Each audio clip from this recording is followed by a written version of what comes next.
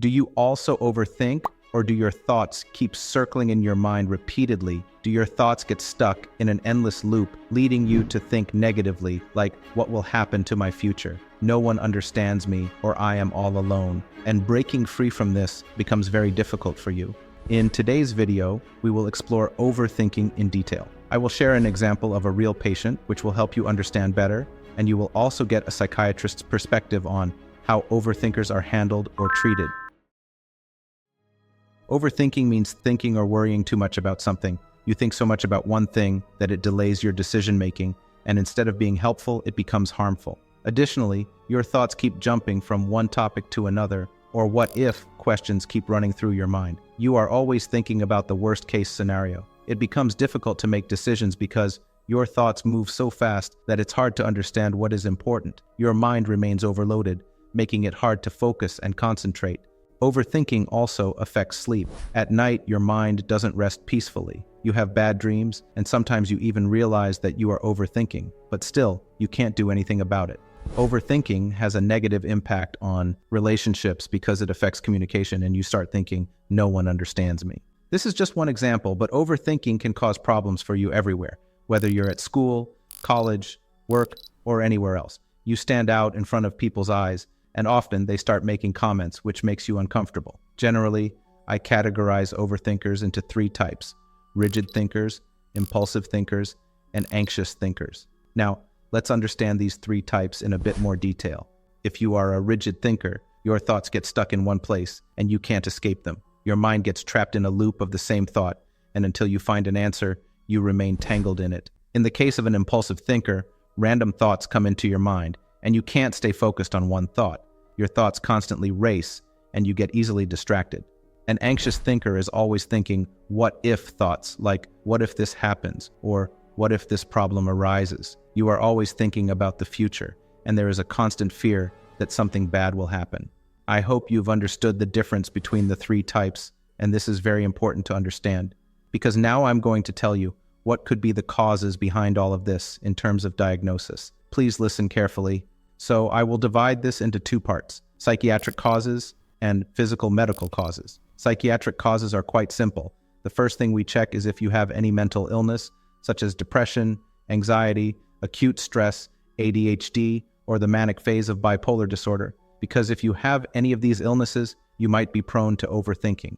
Another major cause is substance use, like consuming caffeine, nicotine, or caffeinated products, which can also trigger overthinking. Now let's look at the physical causes. If this problem seems new to you, I highly recommend seeing your doctor or primary care physician. They can conduct routine tests like checking your thyroid. Additionally, if you are taking any medication or over-the-counter medicines, they can also make your mind restless. I hope this video has helped you understand overthinking easily. Let us know in the comments if you found this video simple to understand, so we can create more videos like this. I will now share some real-life examples from my clinic. A 16-year-old patient came with his parents, and their complaint was that he was having difficulties at school. When I spoke to him, he told me that his mind kept racing, and different topics kept coming into his mind, making it difficult for him to focus. Even at night, his mind raced so much that he couldn't sleep. When I asked if these were worried thoughts, he said they were impulsive thoughts, not related to stress or worries. This was affecting his grades, and his friends also said it was hard to talk to him because he couldn't focus on one topic. You've seen how overthinking can affect someone's life. I will also explain how to treat it. But first, let's understand it with another example. The second example is of a man around 40 to 45 years old. He explained that his mind is always filled with racing thoughts, and he cannot stop thinking. He constantly worries that he will lose his job or that his wife will leave him, making it impossible for him to relax.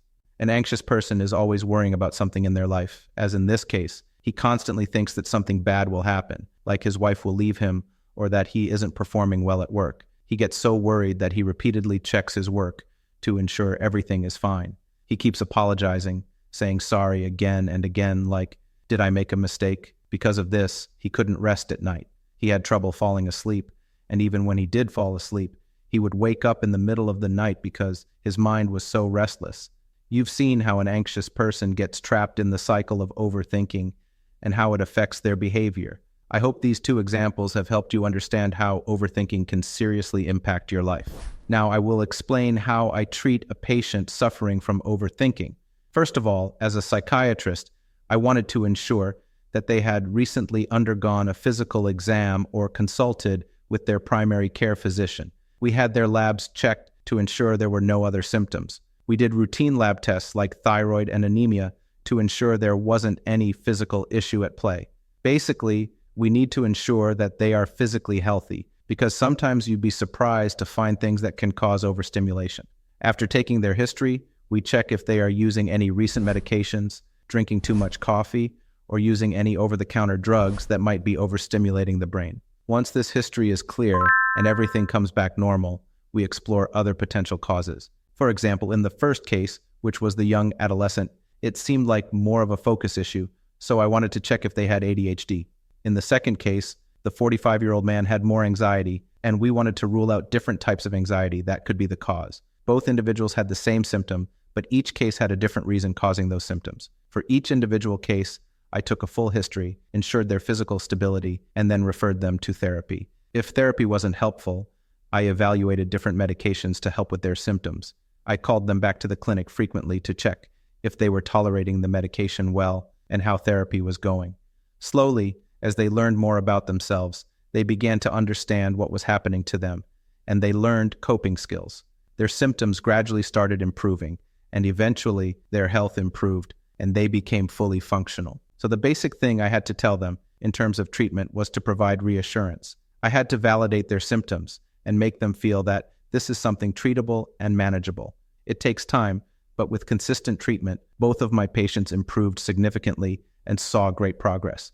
I hope this video has given you a comprehensive understanding of overthinking. In this video, we first understood overthinking, then we looked at its symptoms, provided real-life examples, and finally explained how to treat it. Now let me know how much you understood and if you liked the video. You can tell us in the comments, and don't forget to like the video and subscribe to the channel. Also, if you think this video could help someone, please share it so they too can get proper knowledge and accurate information. Thank you very much for listening to me. See you in the next video.